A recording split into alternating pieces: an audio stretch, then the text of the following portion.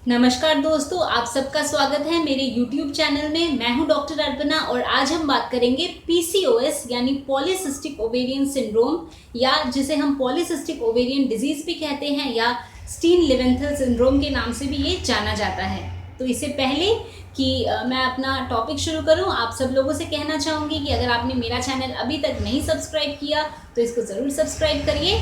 तो चलिए शुरू करते हैं। PCOS या पॉलीसिस्टिक ओवेरियन सिंड्रोम क्या होता है ये जानते हैं। तो देखिए, ये एक ओवरी की परेशानी है और इसमें बॉडी में हार्मोनल इम्बैलेंस होता है।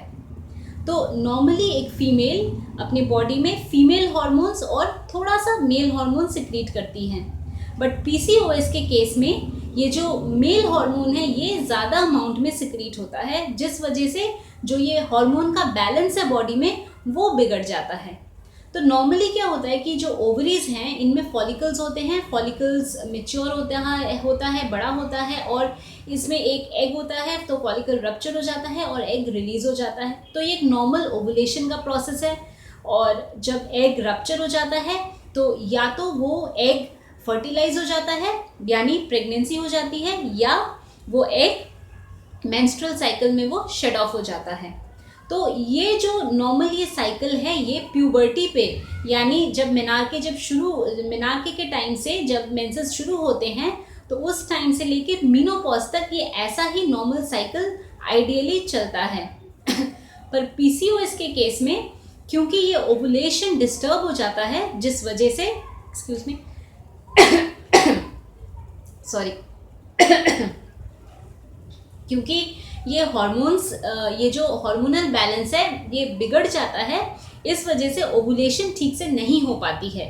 यानी ये जो फॉलिकल्स हैं ये ठीक से मेच्योर नहीं होते हैं, एग रिलीज नहीं होता है, तो ये धीरे धीरे सिस्ट जैसे बन जाते हैं। तो ये ओवरी के चारों तरफ गोल से सिस्ट बन जाते हैं एक नेकलेस पैटर्न में, और ये हो सकता है दोनों ओवरीज में हो या हो सकता है खाली एक ही ओवरी में हो। तो इस वजह से जो साइकिल्स हैं वो साइकिल डिस्टर्ब हो जाती हैं। तो सॉरी रियली सॉरी। तो ये जब साइकिल्स डिस्टर्ब हो जाती हैं तो क्योंकि ओवुलेशन नहीं हो रहा है, तो सबसे पहला सिम्टम क्या होगा? सबसे पहला सिम्टम होगा कि फर्टिलिटी इश्यूज आएंगी। तो जो फीमेल्स कंसीव करना चाहती हैं वो कंसीव नहीं कर पाएंगी।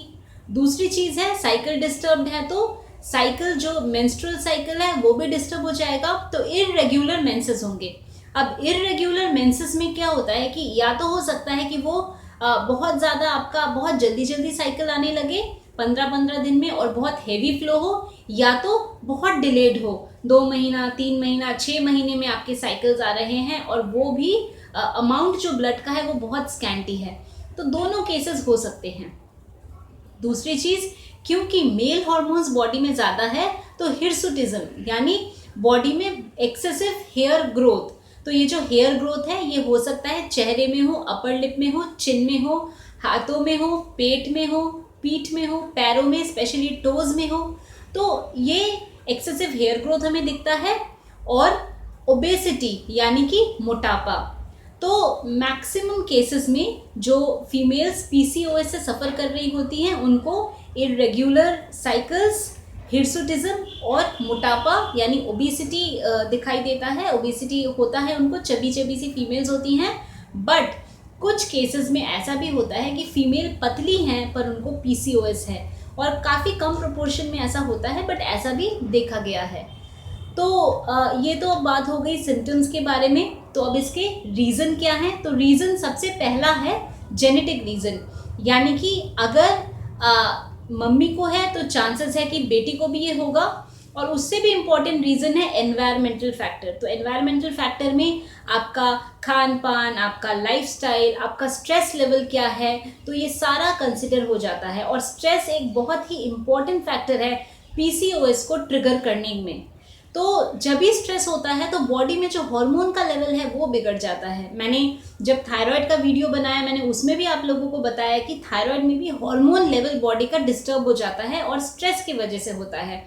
तो जब आप स्ट्रेस कंडीशन में होते हैं तो कॉर्टिसोल, एड्रेनलिन, नॉन एपिनेफ्रिन ऐसे हार्मोन्स आप सिक्रीट करते हैं बॉडी में, और जो आपके बॉडी के जो हॉर्मोन्स है उनका जो एक रिदम है, पैटर्न है, वो सब कुछ डिस्टर्ब हो जाता है। तो स्ट्रेस को या तनाव को कंट्रोल करिए। इसके लिए आप मेडिटेशन कर सकते हैं, योगा कर सकते हैं, और अश्वगंधा और होली बेसिल यानी तुलसी, तो ये सब प्लांट्स आपका स्ट्रेस रिलीव करने में बहुत उपयोगी है।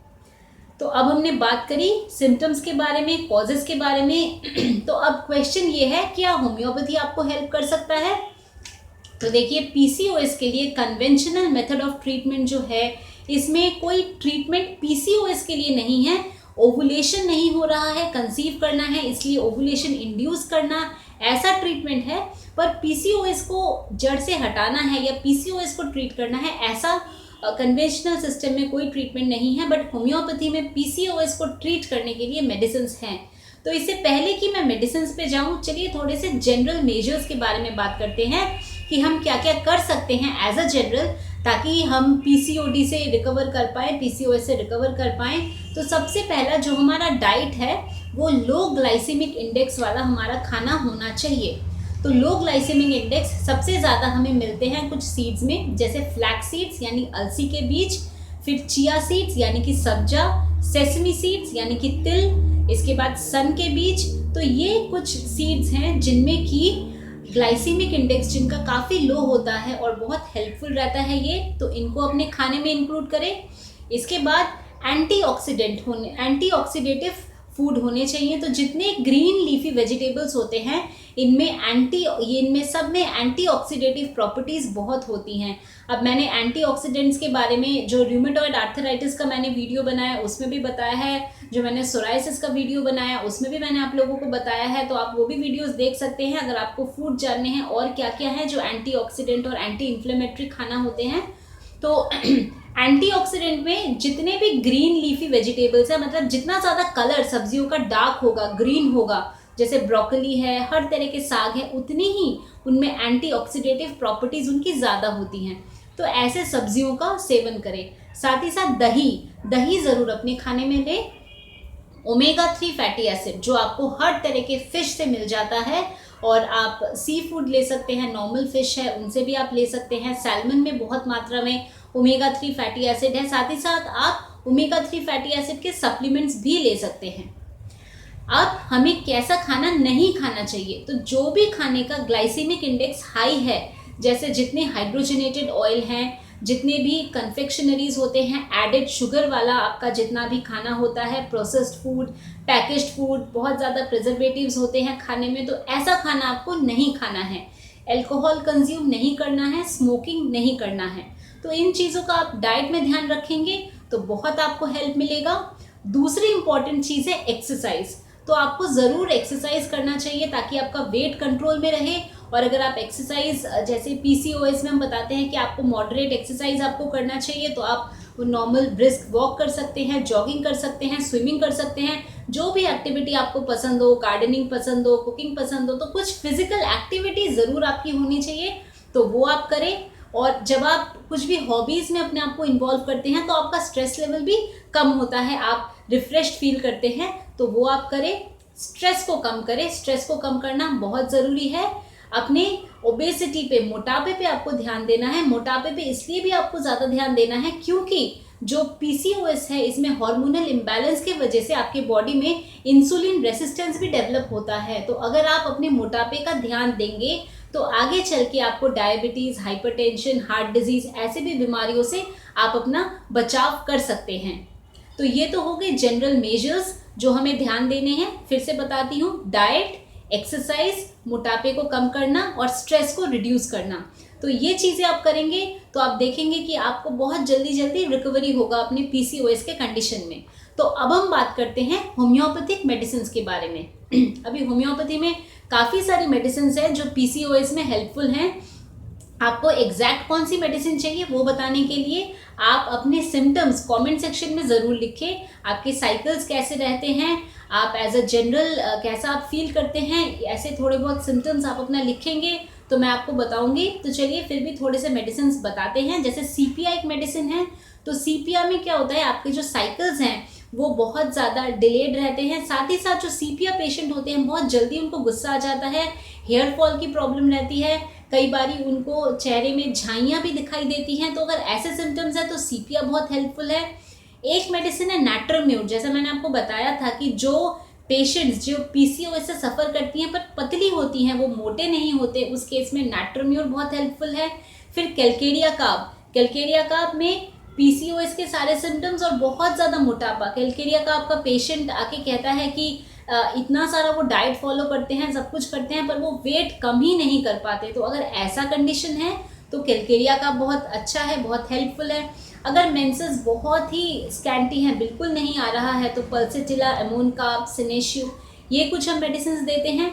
अगर थोड़ा सा ओल्ड एज में जाके आपको ये प्रॉब्लम हो रही है तो फिर लैकेसिस आपके लिए अच्छी मेडिसिन है। अगर ओवरी में बहुत सारे सिस्ट हैं, काफ़ी सारे सिस्ट हैं और फ्लूइड फिल्ड सिस्ट आ रहे हैं, ओवरी का वॉल्यूम ज़्यादा है, तो उसमें एपिस मेलिफिका एक मेडिसिन है, वो बहुत हेल्पफुल है। फिर ग्रेफाइटिस, तो ऐसे काफ़ी सारी दवाइयाँ हैं जो हेल्पफुल हैं। पर अगर मेडिसिन आपको जानना है तो आप कमेंट सेक्शन में अपने सिम्टम लिखना बिल्कुल नहीं भूलिएगा। और अगर आपने कोई ट्रीटमेंट लिया है, जो भी है वो थोड़ा सा कमेंट सेक्शन में ब्रीफली मुझे लिख के आप बताएं, तो मैं ज़रूर आपको दवाई आपकी बताऊंगी। और अगर आपको ये इन्फॉर्मेशन अच्छी लगी है, मुझे लगता है लगी होगी ज़रूर, तो इसको ज़रूर लाइक करिए और इस इन्फॉर्मेशन को शेयर करिए अपने फैमिली, अपने फ्रेंड्स के साथ, ताकि सब लोग इसका बेनिफिट उठा सकें। और जैसे मैं हमेशा कहती हूँ, खुश रहिए, मुस्कुराते रहिए, स्वस्थ रहिए। आज के लिए बस इतना ही। धन्यवाद।